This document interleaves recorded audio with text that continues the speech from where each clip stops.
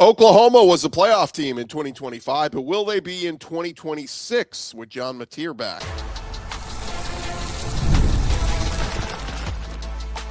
You are Locked On SEC, your daily podcast on the Southeastern Conference.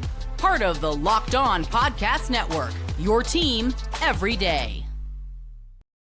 What's up, everybody? I am Chris Gordy. This is Locked On SEC. Thank you guys for making Locked On the #1 podcast network out there. On today's show, we'll get you caught up on the latest transfer portal entries in basketball. The portal's open officially today, so we'll get you caught up with that towards the end of the show. But first, we're going to continue our spring football check-ins. And on today's show, we stop off in Norman, Oklahoma, as Brent Venables and his Sooners are heading into the backstretch of their spring practices with a lot of hope heading into this season. Offensive coordinator Ben Arbuckle is back, along with veteran quarterback John Mateer. And this team, of course, went 10-2 last season, made the playoffs despite a pretty brutal schedule. And look, had a lead on Alabama in that playoff game and then let it slip away. But the goal remains the same this season, to be a playoff team and perhaps go even further into the postseason. Joining us now to talk all things Oklahoma Sooners is our buddy Jay Smith of Locked On Sooners. Jay, man, the Sooners been into practice a couple weeks. I think they just passed the midway point. Give me your overall takeaway so far through spring ball. So far, so good. It feels like, one, it's spring, so I'm always excited about it. Two, it feels like this team is starting to come together the way that you would hope. And as you've probably seen, a lot of you've seen the reports, there's been some players that are kind of on the shelf here for spring ball. And I don't see that as a negative, Chris. I actually see that as an opportunity for the depth pieces, those people and that players in the 2 deep and the 3 deep. They're now getting to run with the ones, with those that are able to practice, and they're getting those much needed snaps to be able to get themselves, acclimated to being in a role where, there's a lot riding on their shoulders. The defense is still fairly young for the most part. We're rocking with a lot of juniors and sophomores. We've got a couple of seniors that'll be gone in Kip Lewis, as well as Peyton Bowen, kind of anchoring things, but the rest, they're really juniors, sophomores, and possibly a freshman may see the field.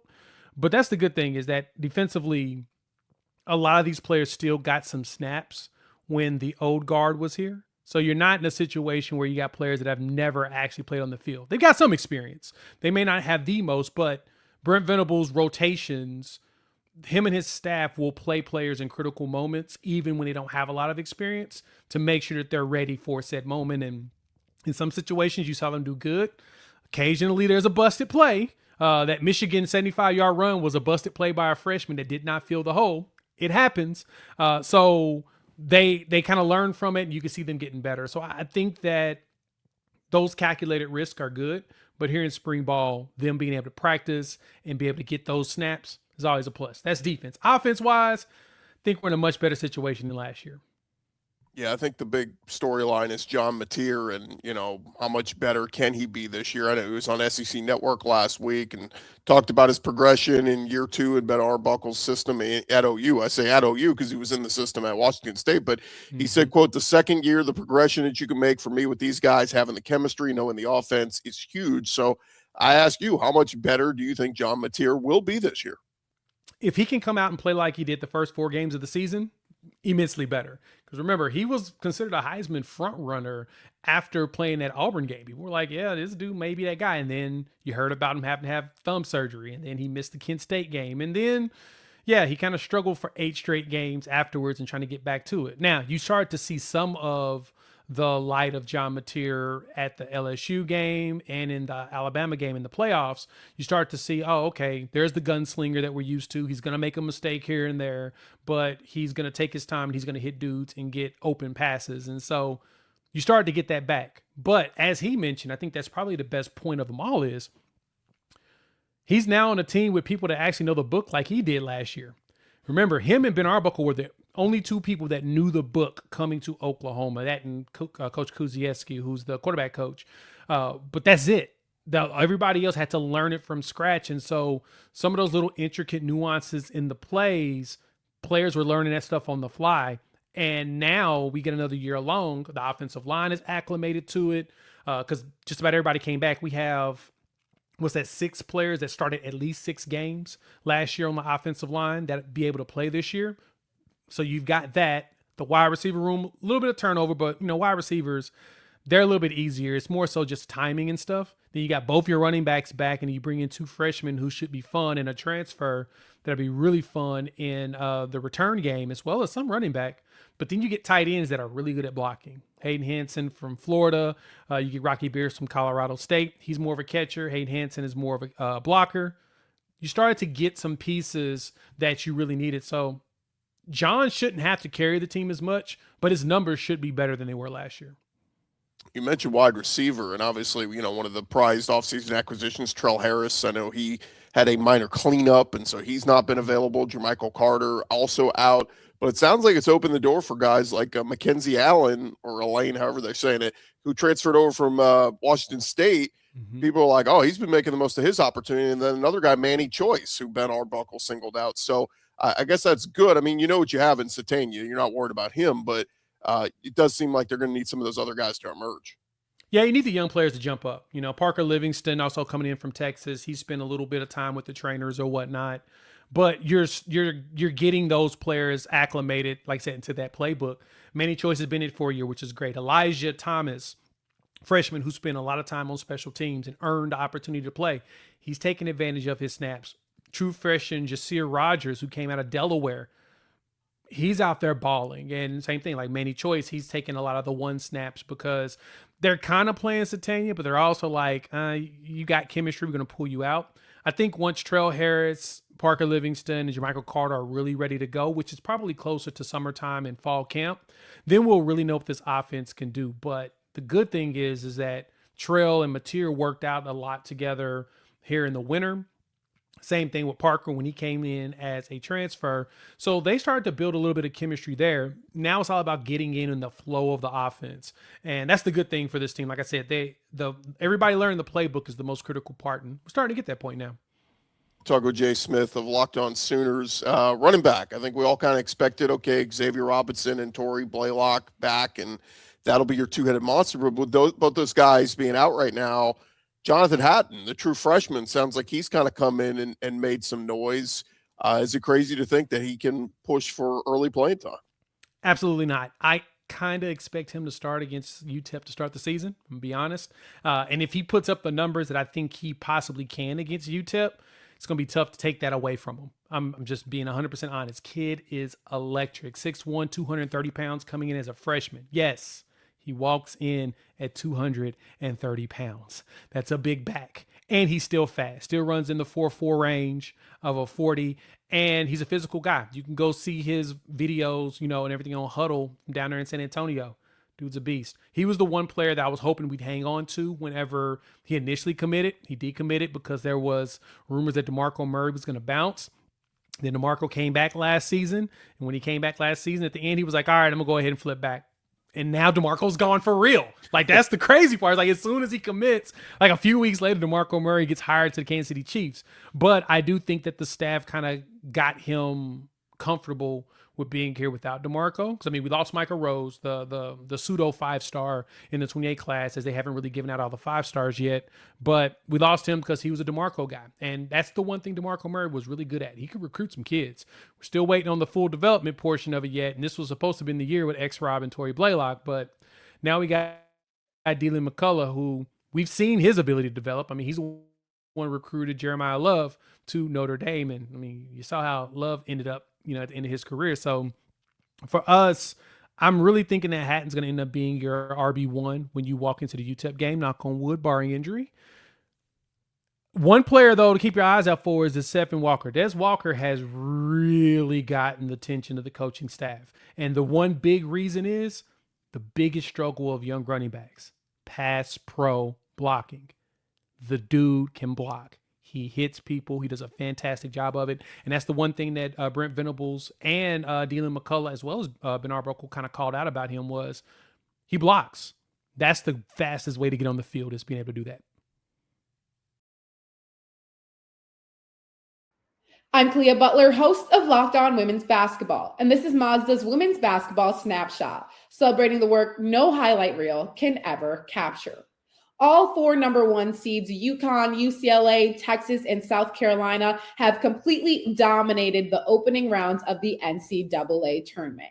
UConn rolled with a 98-45 victory over Syracuse behind AZ Fudd, who had a 34-point explosion, while South Carolina has been led by Joyce Edwards coming off a 23-point game. UCLA leaned on Lauren Betts with a 35-point performance in an 87-68 win over Oklahoma State. And Texas advanced comfortably with a 40-point show from Madison Booker. And now we're headed to the Sweet 16.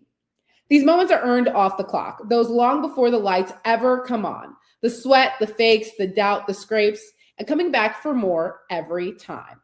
Mazda puts the same drive into every detail. Wins define the moment, putting in the work, that defines you. There's more to a Mazda because there's more to you. Hey, thank you guys for making Locked On SEC your first listen of the day. Thank you for making Locked On the number one sports podcast network. You already live your team every day. Take it up a level and go ad-free. Join our Everydayer Club today.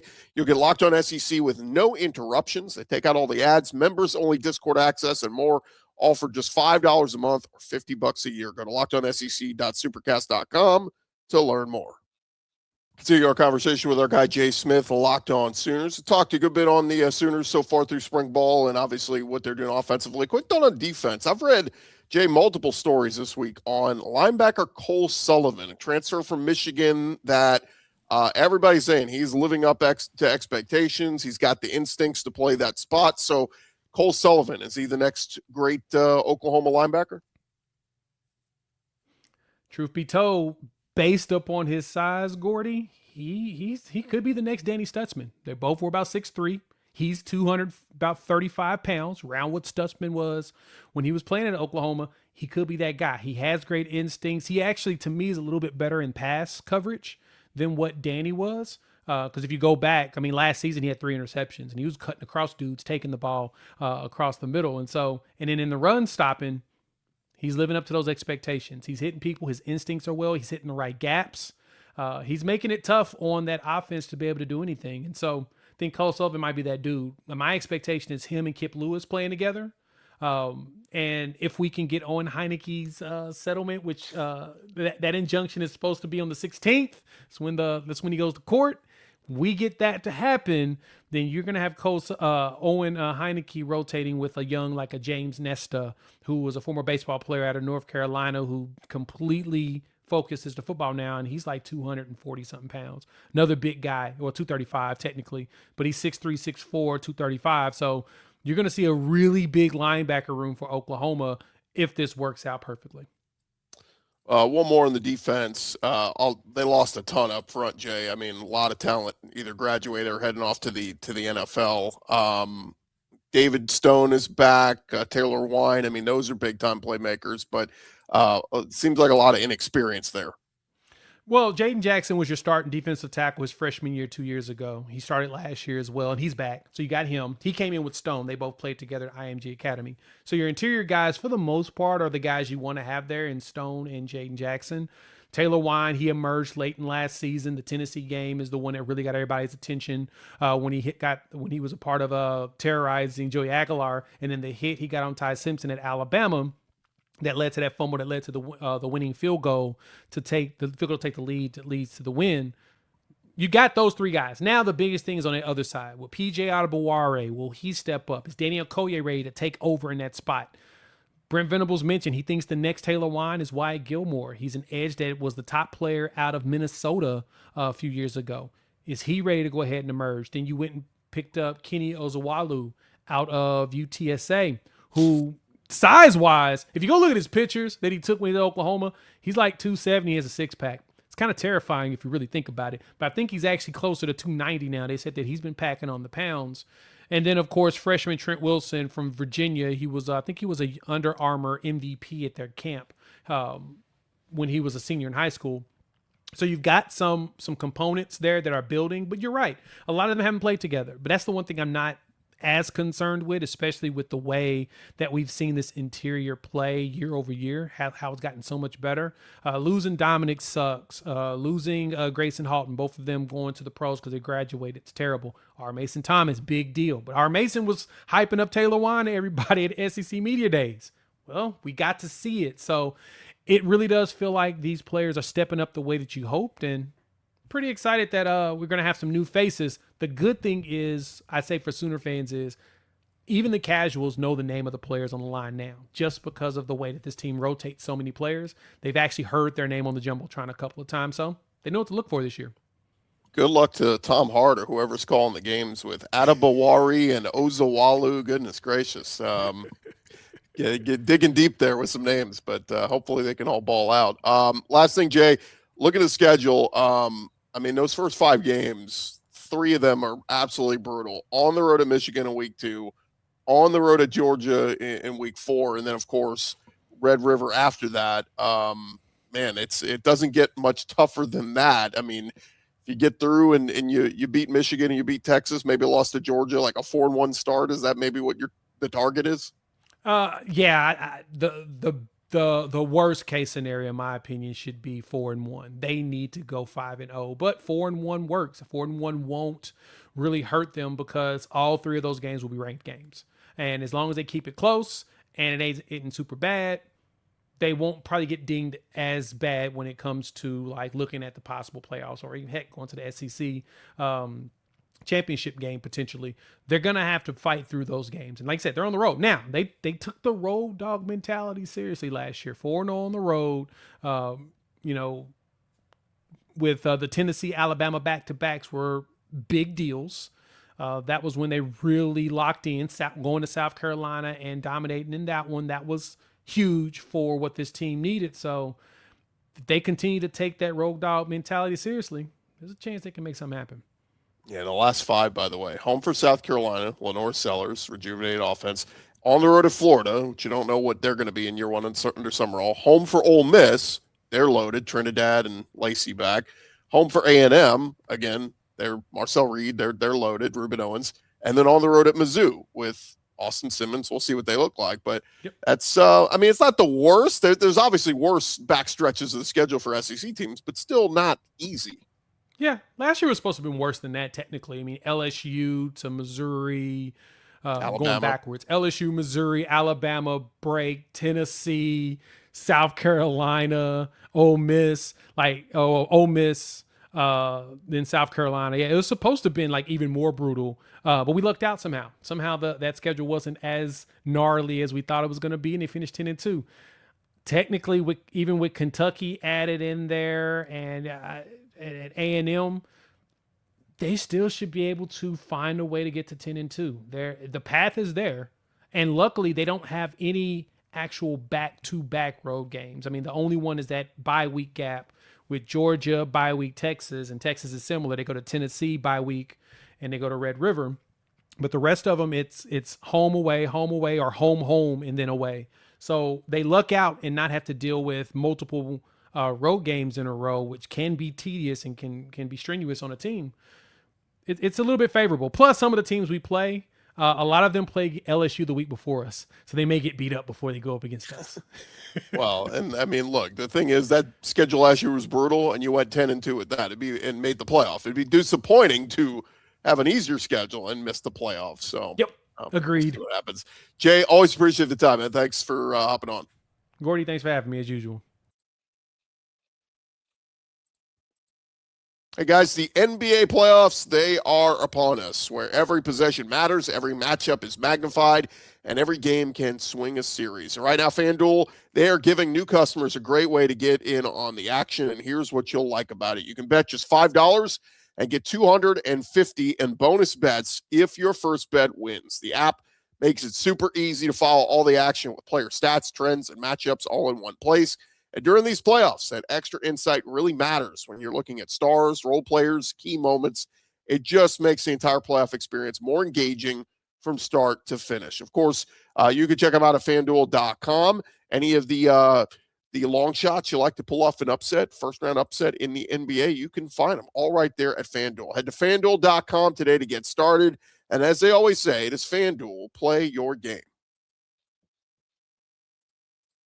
All right, guys, jumping back into it. The 2026 Division I men's basketball transfer portal is officially open today. If you're listening to this on Tuesday, April 7th, it will be open for a 15-day window. Of course, open immediately following the national championship game last night. And we've already had some highly touted names enter the portal already. If you're just looking at 24/7 Sports and their rankings, some of the top names that have already entered, you had LSU point guard DJ Thomas, Georgia big man Somto Cyril, Georgia guard Jeremiah Wilkinson, Tennessee power forward JP Estrella, Arkansas forward Carter Knox, and Kentucky point guard Jaland Lowe. Those were some of the biggest names to already announce that they were going to enter the portal. But who's the latest coming in the last day or so? Florida center Micah Handlogden, I'll get it right, will enter the portal. 7'1" senior, has a waiver currently pending. He's seeking an extra year of eligibility, averaged 4 points and 5.9 rebounds in 15 minutes per game this season. So it's a bench player, but obviously, maybe looking for a bigger opportunity elsewhere. How about Georgia guard Jordan Ross? He enters the portal, becomes the 5th Georgia player to announce he will enter the portal. He's 6'3" junior, averaged 6.7 points, 2.5 rebounds, and 2 assists per game this season. Alabama big Aiden Sherrell will enter the portal. Averaged 11 points, 6 rebounds, and 2 blocks. Was a key starter for Alabama this year. Made it to the Sweet 16 before they lost to Michigan. So you got to think Aiden is going to garner a lot of attention. How about Kentucky forward Mo Diabate? Plans to enter the portal. Averaged 8.8 points and 5.5 rebounds. Shot 54% from the field. Nice rotational piece for Kentucky. We'll see where he ends up. Tennessee guard Bishop Boswell started 33 games for the Vols, is expected to enter the portal. Averaged 6 points, 4 rebounds, and 3 assists per game, but arguably saved the best for last. In the second round win against Virginia, he tied a career high with 13 points and dished out 9 assists. So Bishop Boswell looking to move on. Oklahoma guard Jeff Nwankwo appeared in 24 games for them. He will enter the portal. Ole Miss is set to lose forward Corey Chest. He will reportedly enter the portal. Second player to announce his plans, joining Eduardo Klofka from Ole Miss. And we'll see who else is moving on from Chris Beard's team. Chest is a strong defender, appears to be an efficient scorer. He was 6'8", averaged 2.6 points, 3.5 rebounds. Struggled to stay on the court against the better conference opponents. Meanwhile, Oklahoma basketball, they've joined a number of programs across the country to hire their first ever general manager. On Monday, they announced they're hiring Lucas McKay. McKay brings several years of experience to Oklahoma, spent more than 2 decades in upstate South Carolina with the Clemson Tigers, serving as their video coordinator, recruiting director, and last year was their general manager. So now he is heading to Oklahoma, saying in a statement, "It was with great humility, I accept the responsibility to serve OU Athletics and their men's basketball program as their general manager. Oklahoma has a rich basketball history and tradition, and it's truly exciting to hear the vision Roger Denny, Marcus Bowman, and Coach Porter Moser have for the program moving forward." So, look, this is the trend we've seen across college basketball. We know Kentucky's hired one, we know Auburn's hired one, and it is the moving trend of bringing in general managers to help facilitate everything. And honestly, a lot of the basketball coaches were saying, "Look, I need to focus on coaching, practice, X's and O's, teaching these guys the offense and all this. I don't have time to be dealing with transfer portal and contracts and NIL deals and all this kind of stuff. So put somebody else in charge of all that, and then you can just worry about the coaching and winning games and development and that sort of thing." So I think it's smart. I think it's something we'll continue to see across all of college sports. And then some other names of note: Mizzou point guard Anthony Robinson, South Carolina point guard Eli Ellis, LSU forward Jalen Reed, Alabama forward Taylor Bowen, and then a few more guys from Kentucky, Brandon Garrison and Jasper Johnson. So Mark Pope maybe perhaps saying that team was not good enough. We need to bring in a bunch of new guys. And of course, John Calipari made a regularity of that when he was at Kentucky. So There's going to be a lot of new names at all these schools across the SEC next year. A lot of movement going to be happening in the transfer portal. And need to give a shout out. We didn't get to do it on yesterday's show, but a shout out to Auburn and Stephen Pearl. They had an incredible run, winning the NIT on Sunday night. They defeated Tulsa 92-86 in overtime. Stephen Pearl speaking afterwards saying, you got to use this as positive momentum going into the offseason. I feel like our guys we want to have return are obviously in a better place mentally and seeing what it's capable of looking like. So congrats to Auburn. You know, everybody kind of joked when they tweeted out that social media graphic of Stephen Pearl. Oh, he got to 18 wins in the most wins ever for a first-year head coach at Auburn. It's like, yeah, but you missed the tournament. That was the big thing. They were on the bubble, and they couldn't get that big marquee win in those last couple of weeks to kind of put them over the hump. So they go to the NIT, and they run through the NIT as one of the top seeds in that, and really an impressive run. Really, really nice to. And again, I've seen people debating: do you hang a banner for NIT? Sure, why not? I mean, it's a little deflating for a program that was 1 year removed from a Final Four run with Bruce Pearl, but for Stephen Pearl, as they continue to build this thing, sure. I mean, yeah, I think you celebrate that. I remember in Texas years ago, Shaka Smart, they won the NIT. No shame in winning the NIT. I think you celebrate it with the hope that, hey, we're going to be a NCAA tournament team every year from here on out. That would be the hope under Stephen Pearl. But thank you guys for tuning into today's Locked On SEC. Make sure you subscribe and follow so you get all of the latest episodes. And again, if you never miss an episode, the Everydayer Club is built for you. Get Locked On SEC ad-free, plus members-only Discord access and more at the LockedOnSEC.supercast.com. I'm Chris Gordy. This has been Locked On SEC. Have a great day, everybody. We'll talk to you guys tomorrow. Come on back and see us.